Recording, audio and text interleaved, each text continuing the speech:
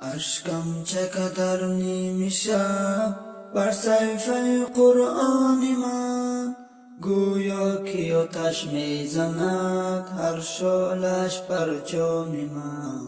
قرآن مگو دریاست، این دریای ناپیداست، این تا جاویدان بر جاست، این هر آیه اش برهان من. از برکت هر آیه بینم زی رحمت سایه، هر دم پناهم میدهد از آتش پنهان من.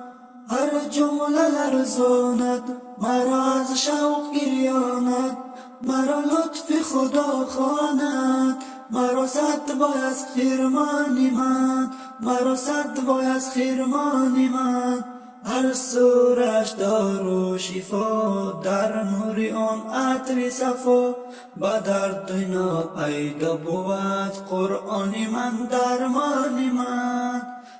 از حق نداید که خوان ای بنده آلوده جان، آخر چرا پیچیده ای سر از خط فرمان من، آخر چرا پیچیده ای سر از خط فرمان من.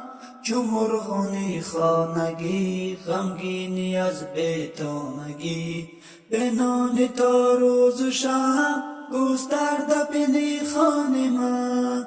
چو مرغان خانگی غمگینی از بیتانگی، بنان تا روز و شب گسترده بینی خان من.